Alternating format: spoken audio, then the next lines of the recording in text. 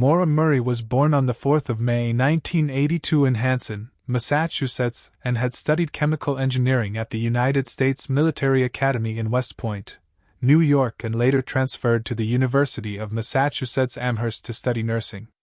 In November 2003, 3 months before she disappeared, she admitted that she had purchased food from a number of different restaurants using a stolen credit card. On the 5th of February, she was working at her campus security job and had spoken to her older sister on the phone. Then later at 10:30 p.m., Maura broke down crying in front of her supervisor. Her supervisor was quoted saying that Maura just completely zoned out. No reaction at all. She was unresponsive, and around 1:20 a.m., her supervisor walked her back to her dorm room. On the 7th of February, her dad visited Amherst, and he and Maura went car shopping, then out to eat dinner. Maura then took her father back to the motel where he was staying and borrowed her dad's car and drove it to a party at a campus, then left the party at 2:30 a.m. on the 8th of February to drive back to her dad's motel room, and by 3:30 a.m. while driving there, Maura struck a guardrail on Route 9. This crash caused $10,000 of damage to her dad's car. The officer who responded to the crash drove Maura back to her dad's motel room, and her dad later learned the damage to his car would be covered by his insurance. He later went back to his home in Connecticut. On the 9th of February after midnight, Maura went on her computer and searched for directions to the Berkshires and Burlington in Vermont. She then sent her boyfriend an email saying, "I love you more, stud. I got your messages, but honestly, I didn't feel like talking to much of anyone. I promised to call today though. Love you, Maura." She then called to ask about renting a condo in the same place that her family had holidayed at before, although the company didn't rent the condo to her. That same afternoon, at 1:24 p.m., she emailed her work supervisor of the nursing school faculty to let them know she was going to be out of town for a week because someone in her family had died. Her family later said that no one had passed away in their family. After this, Maura called up a number which gives information regarding hotel booking in Vermont. Maura then packed her clothes, toiletries, college textbooks, and her birth control pills. All of these items were later found in her abandoned car. When police later searched her dorm room, they found all of her belongings packed up into boxes. At 3:30 p.m., Maura Murray drove away from campus and withdrew $280 from an ATM machine at 3:40 p.m. When investigators looked through CCTV from the ATM, they could see that she was alone. She then went to a store and bought $40 worth of alcohol, including vodka, Bailey's Irish Cream, and Kahlua. She then drove away from Amherst, possibly going through Interstate 91 North. A resident in Woodsville, New Hampshire, was in her house when she heard a loud thump outside, so she looked out of her window and spotted a car up against the snow bank against Route 112. She then reported this to police at 7:27 p.m. A passing driver stopped his vehicle at the scene and said he saw a young woman cold and shivering walking around the vehicle. He asked her if she wanted him to call for help, but the young woman pleaded with him not to call the police and claimed she had already called AAA, although AAA later said they had no record of her calling them. The driver then drove home and called police. Police then arrived at the scene of the crashed vehicle at 7:46 p.m., but noticed the driver had already disappeared and no one was around the car. It was noticed that the car had crashed into a tree on the driver's side, damaging the headlight and pushing the car's radiator into the fan and causing the car to be inoperable. Her debit and credit cards and her cell phone were missing and have not been used since her disappearance. Police soon found the car belonged to Maura Murray, and soon she was treated as a missing person. Searches began on the 11th of February, 2004, and a police dog managed to track Maura's scent 100 yards east from where her car had crashed. The scent was then lost. This made police believe that she then left in another car. Maura's boyfriend then received a voicemail of what sounded like Maura crying. Police traced this call to a calling card that had been issued by the American Red Cross. No trace of Maura Murray has been found since that night.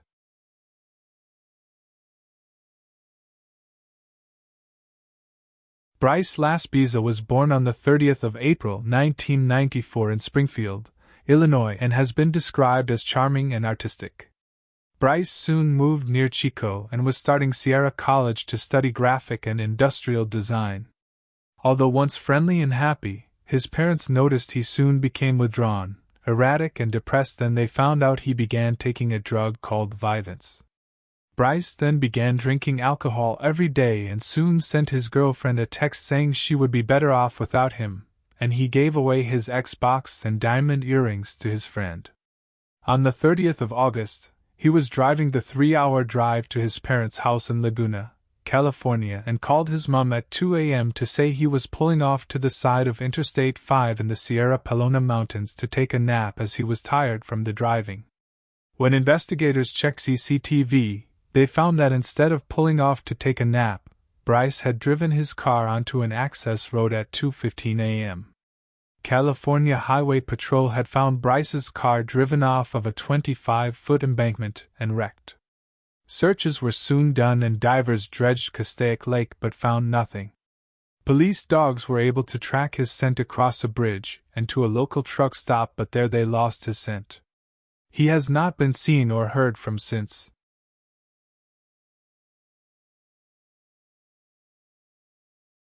Phoenix Coldon went missing after leaving her family home on the 18th of December, 2011 in a black 1998 Chevy Blazer around 3 p.m.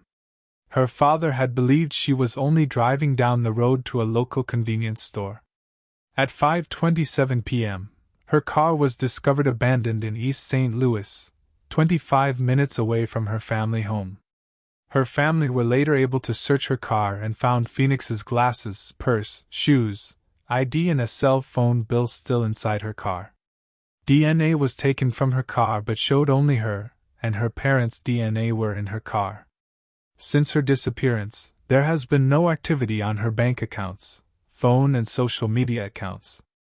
Unfortunately, due to a lack of effort from police in charge of her case, her parents had to privately search for their daughter themselves, questioning people themselves, and hired a private investigator. Because they have had to pay for this all themselves, their savings were drained and their family home has gone into foreclosure. They are still searching for answers of what happened to her.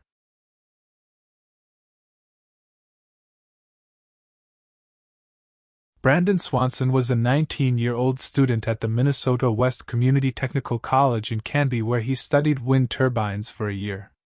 Classes there ended on the 13th of May, 2008, and that evening, Brandon stayed there and attended 2 parties where he consumed alcohol. He left these parties around midnight to begin the 30 miles drive home. Sometime around 2 a.m., Brandon called his parents on his cell phone and said that he had driven his car off the road and into a ditch and had tried to remove his car from the ditch, but hadn't been able to. He then asked his parents to come and pick him up. His parents got in their pickup truck and drove to where they thought Brandon was and stayed on the phone call to him the whole time. Brandon stayed with his car and would signal at his parents by flashing his lights off and on, but his parents were not able to see him, and he couldn't see his parents. Brandon soon gave up and told his parents he was going to leave his car and walk towards lights that he thought was a local town called Lind and to meet him in the parking lot of a local bar there. So his dad started driving towards there while Brandon began walking towards what he thought was the town away from his car and still stayed on the call to his parents. 47 minutes into the call, at 2:30 a.m., Brandon suddenly said "oh shit," then stayed silent for the rest of the phone call until his parents cut the call after a while and tried calling him a few more times. They got no answer. His parents reported him missing to Lynn police that morning at 6:30 a.m. and were told it's Brandon's right to be missing. Later that same day, police conducted a search but found nothing, so they managed to obtain his cell phone records and could see that Brandon had been calling from Taunton along Highway 68, which was 25 miles away from Lind, so police went and searched that area and located Brandon's car in a ditch off of a gravel road. Ground searches were done with a flyover by an aerial team and search dogs and bloodhounds were brought in too. The bloodhounds picked up his scent going through field roads up to an abandoned farm, then along the Yellow Medicine River to where it entered a stream, then continued to the other side of the stream, went along the riverbank to another gravel road and continued on north towards Yellow Medicine County line, then it ended.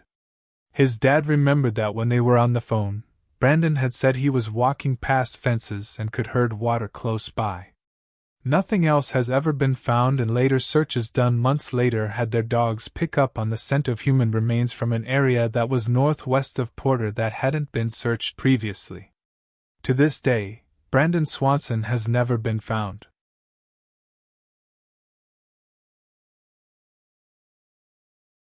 Leah Roberts was born in 1976. When she was 17, her dad was diagnosed with a chronic lung disease, and when she was 20 her mom died from heart disease. After this, Leah took some time off from university, then after a while she returned to university but then got into a car accident when she hit another truck while driving, which left her with a punctured lung and a shattered femur. She decided to take some time off of university again, and said she wanted to live life to the fullest. In 1999, it was 3 weeks before she was due to fly to Costa Rica for a field program when her dad died. Leah decided she still wanted to go on the trip, but because she no longer had parents, she granted her sister, Kara, power of attorney over her bank accounts, which contained some of the inheritance from her parents' estates. Then, before completing her degree, she dropped out of university, and instead would hang out in coffee shops writing poetry, and began plans of going on a road trip to the west. On the 9th of March, 2000, she spoke with her sister, Kara, on the phone and talked about plans for the future. Later that day, her roommate got home and noticed that Leah and her car were not there, and she didn't return home the next day either. By the 13th of March, 2 days later, Kara reported her missing to the police. Kara and Leah's roommate searched Leah's room and saw that a lot of her clothes were gone, and she had taken her pet. Leah had also left a note saying, "I am not suicidal. I am the opposite," and next to the note, she had left a bundle of cash which covered her part of the rent and expenses for that month. Kara decided to look through Leah's bank accounts, and saw that she had withdrawn several $1,000s on the afternoon of the 9th of March, then paid for a motel room near Memphis, Tennessee with her debit card and purchased gas near Interstate 40. After midnight, after buying gas on the 13th of March in Oregon, all activity on Leah's bank account stopped. Kara was then contacted by police on the 18th of March and told that Leah's vehicle had been found in a remote forest, but Leah was nowhere to be seen. They said that morning 2 joggers on Canyon Creek Road noticed items of clothing at the side of the road and some clothes tied to a tree and tied to branches, and found her vehicle extremely damaged at the bottom of an embankment. Investigators determined that her vehicle had been going at 40 miles per hour before crashing down the slope. They found no blood or shattered glass and no stretched seat belt, which lead them to believe that the vehicle had been empty when it crashed and the crash had been staged.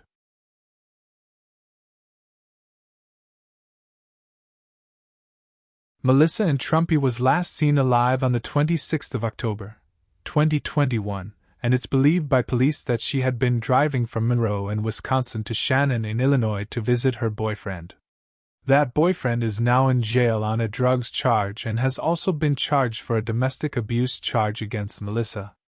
The day after Melissa had gone missing, her car was found abandoned on a rural road in Stevenson County in Illinois. She is still missing, and numerous searches using law enforcement, scent dogs and other equipment have turned up no clues.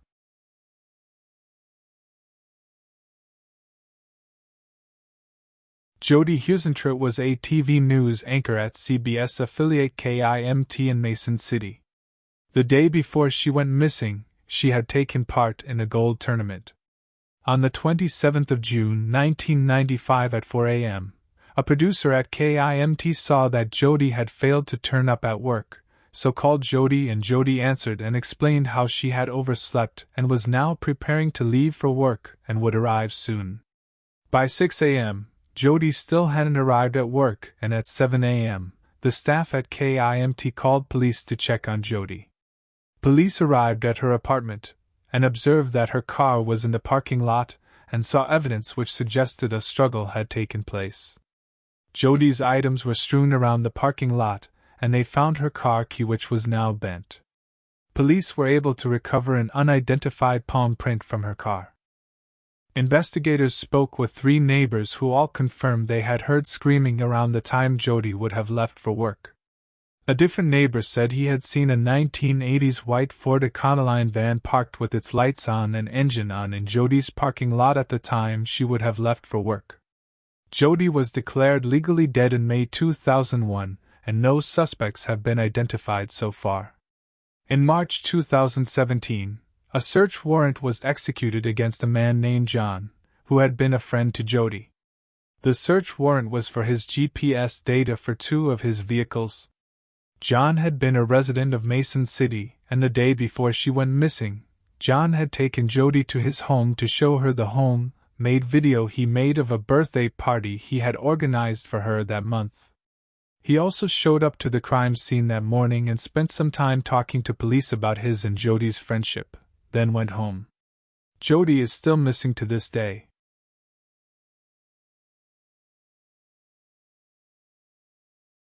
Julie Weflen was born on the 3rd of May 1959 and worked as an operator for the Bonneville Power Administration in Spokane, Washington. On the 16th of September 1987, she parked her minivan along 4 Mound Road and went to the Spring Hill substation near Riverside State Park at 2 a.m.